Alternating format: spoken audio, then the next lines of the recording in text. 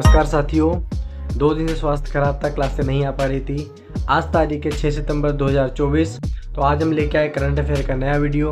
Daily videos आपको इस channel पे मिलते रहेंगे, ठीक है। तो आज इस वीडियो में हम कवर करेंगे आज से संबंधित सारे करंट अफेयर के क्वेश्चन प्लस स्टैटिक जीके और जो भी नई वैकेंसीज आने वाली है उनके बारे में भी हम जानेंगे। तो शुरुआत करते हैं आज की क्लास पहले सवाल से।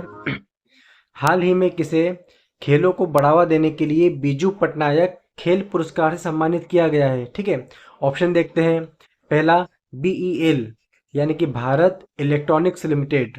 ऑप्शन नंबर बी नाल्को यानी कि नेशनल एल्यूमिनियम कंपनी लिमिटेड।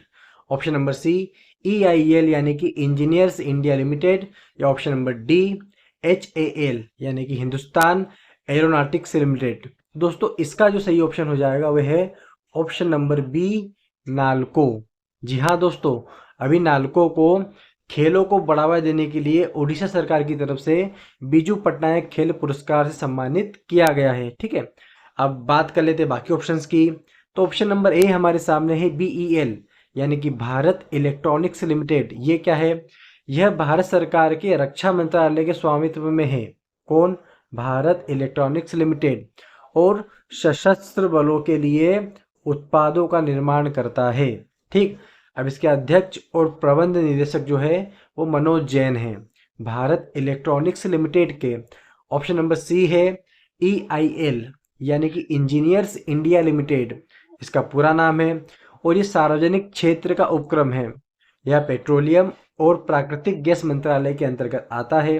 इसकी स्थापना कब हुई थी? 1965 में EIL की स्थापना की गई थी। ऑप्शन नंबर डी देखते हैं दोस्तों। HAL यानी कि हिंदुस्तान एरोनॉटिक्स लिमिटेड। यह भी सार्वजनिक क्षेत्र की एक कंपनी है जो एरोस्पेस रक्षा क्षेत्र में काम करती है। और इसके जो वर्तमान में अध्यक्ष हैं दोस्तों वो है अशोक नायक। ये हमने बाकी तीनों ऑप्शंस के बारे में जाना। जो हमारे करेक्ट आंसर के अलावा भी 3 ऑप्शन थे उनके बारे में भी हमने दोस्तों जाना। अब हम जानते हैं नाल्को के बारे में, जो कि इस क्वेश्चन का सही आंसर है। दोस्तों वीडियो पूरा देखना। वीडियो के आखिरी में मैं आपसे आज का सवाल पूछूंगा जिसका आंसर आपको कमेंट बॉक्स में लिखना है। आंसर आपको पूरा लिखना है। जितना ज़्यादा आप आंसर के बारे में लिखेंगे आपका नॉलेज दोस्तों उतना ही बढ़ेगा। यदि आपका कोई डाउट है, कोई प्रॉब्लम है, किसी विषय में दिक्कत जा रही है या स्टडी मटेरियल की आपके पास कमी है तो आप हमें संपर्क कर सकते हैं। हम आपकी समस्या का पूरा निवारण करेंगे। हमारे क्वेश्चन का सही आंसर था नाल्को यानी कि नेशनल एल्यूमिनियम कंपनी लिमिटेड, जो 1981 में वो अस्तित्व में आई थी, ठीक है। अब ये किसके अंतर्गत काम करती है? तो केंद्रीय गवर्नमेंट के खान मंत्रालय के अंतर्गत ये काम करती है और ये एक नवरत्न कंपनी है, ठीक है। अब इसे नवरत्न कंपनी का दर्जा कब दिया गया? तो दोस्तों नाल्को को सन 2008 में, यहाँ पे लिखा है 2008 में से नवरत्न कंपनी का दर्जा दोस्तों दिया गया है।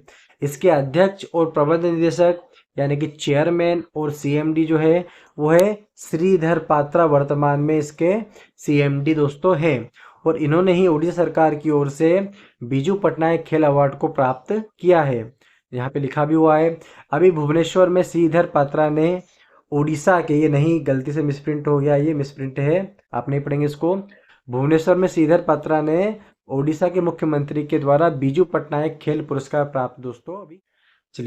अभी वर्तमान में पेरिस में पैरालंपिक खेल भी चल रहे हैं, हर 4 साल में आयोजित किए जाते हैं। तो यहाँ से भी क्वेश्चंस का एग्जाम में आना बहुत जरूरी हो जाता है। तो इसके हम सवाल देख लेते हैं। हाल ही में कौन 2 पैरालंपिक गेम्स में पदक जीतने वाले पहले भारतीय शटलर बन गए हैं? 2 पैरालंपिक खेलों में लगातार पदक जीतना बहुत बड़ी उपलब्धि है। तो ऐसे पहले भारतीय शटलर कौन बन गए हैं? देखते हैं ऑप्शन।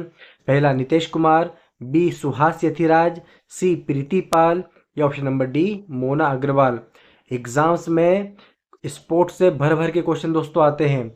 जो भी करंट में इवेंट चल रहा है या ऐसे इवेंट जो कई सालों में एक बार होते हैं और उसी के आसपास अगर आपकी एग्जाम्स है तो करंट अफेयर में इन क्वेश्चंस का आना बहुत हद तक पॉसिबल हो जाता है। ऐसे ही आज हम देख रहे हैं पैरालंपिक गेम्स के बारे में। तो हमारा जो आंसर है दोस्तों वो है option number B Suhas Yathiraj. जी हाँ दोस्तों, सुहास एथिराज ऐसे पहले भारतीय शटलर है जिन्होंने 2 पैरालंपिक गेम्स में लगातार मेडल जीते हैं। नीतीश कुमार पहला ऑप्शन देख लेते हैं, ये कौन है? तो इन्होंने अभी हाल ही में पेरिस पैरा ओलंपिक खेलों में स्वर्ण पदक जीता है। क्या खेलते हैं? तो ये एक बैडमिंटन खिलाड़ी है, पैरा बैडमिंटन खिलाड़ी है, ठीक है। आईएएस सुभाष एथिराज, जी हाँ, सुभाष एथिराज जो हमारे वो आईएएस है। इन्होंने टोक्यो पैरालंपिक में भी सिल्वर मेडल हासिल किया था। आज से 4 साल पहले जो टोक्यो में पैरालंपिक गेम्स हुए थे वहाँ पे भी इन्होंने सिल्वर मेडल जीता था, और इस पेरिस पैरालंपिक गेम्स में भी इन्होंने सिल्वर मेडल हासिल किया है। तो इससे पहले भारतीय शटलर बन गए हैं जिन्होंने लगातार 2 ओलंपिक गेम्स में मेडल हासिल किया है, ठीक है। ऑप्शन नंबर सी देख लेते हैं, प्रीति पाल। तो दोस्तों प्रीति पाल ने इस बार 2 मेडल अपने नाम किए हैं। हाँ, ये एथलेटिक्स है। इन्होंने 100 मीटर में भी ब्रांज का पदक हासिल किया है और 200 मीटर का भी ब्रांज का पदक हासिल किया है। तो इनके बारे में भी हम जान लेते हैं। ऑप्शन नंबर डी हमारे सामने है मोना अग्रवाल। मोना अग्रवाल ने क्या उपलब्धि हासिल की है? तो इन्होंने इस पेरिस पैरालंपिक में 10 metre air rifle SH1 category में दोस्तों ब्रॉन्ज मेडल जीता है। बहुत ही उपलब्धि होती है, उपलब्धि की बात होती है जब भी हमारा कोई खिलाड़ी हमारे देश का नाम रोशन करता है, ओलंपिक जैसे बड़े प्लेटफॉर्म पे कोई भी मेडल हासिल करता है, तो ये हमारे सबके लिए बहुत गर्व की बात है। तो इन सब के बारे में हमने जाना।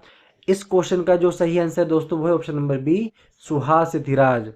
क्वेश्चंस एग्जाम्स में घुमा फिरा के भी पूछ सकते हैं, क्वेश्चन सही से पढ़ना। फिर चलिए दोस्तों देखते हैं अगला सवाल हमारा। हाल ही में कौन सी कंपनी 10 लाख करोड़ के राजस्व को पार करने वाली पहली भारतीय कंपनी बन गई है दोस्तों? ऑप्शंस पे नजर डालते हैं। पहला एयरटेल, बी RIL यानी कि रिलायंस इंडस्ट्रीज लिमिटेड, सी VI यानी कि Vodafone idea, and option number D BSNL Bharat संचार निगम लिमिटेड। तो दोस्तों इसका जो सही आंसर है वो हो जाएगा ऑप्शन नंबर बी RIL यानी कि रिलायंस इंडस्ट्रीज लिमिटेड।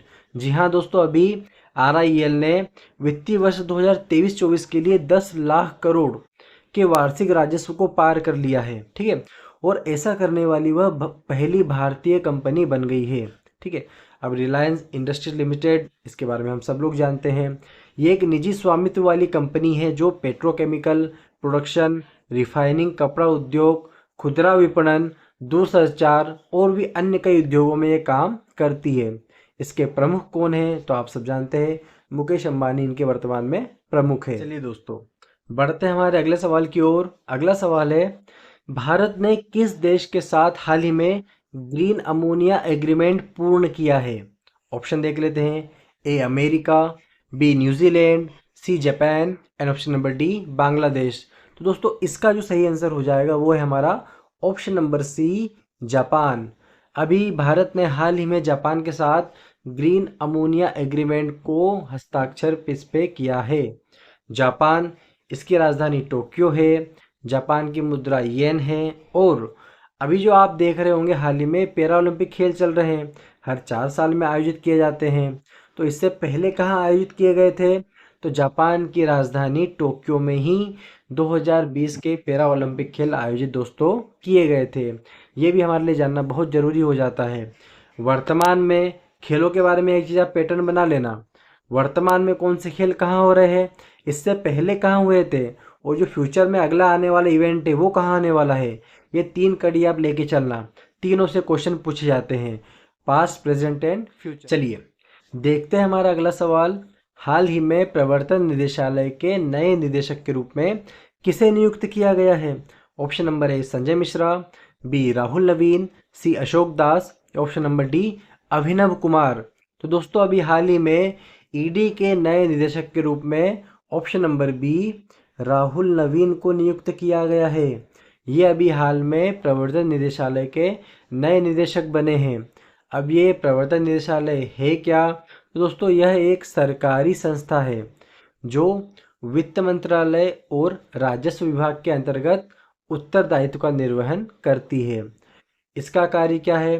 तो अपराध की आय से उत्पन्न संपत्ति की जांच करना, जो इलीगल एक्टिविटी से इनकम करते हैं उस टाइप पे इसकी जांच करना, धन शोधन से, मनी लॉन्ड्रिंग से जो संबंधित कार्य होते हैं वो भी ये करती है, अपराधों की न्यायिक पड़ताल करना, यही इसका मुख्य कार्य है। तो तो इसका ऑप्शन जो सही आंसर है वो है ऑप्शन नंबर बी, राहुल नवीन, ईडी के नए। चलिए बढ़ते हैं हमारे अगले सवाल की ओर। अभी हाल ही में किस राज्य ने अपराजिता महिला एवं बाल विधेयक पारित किया है?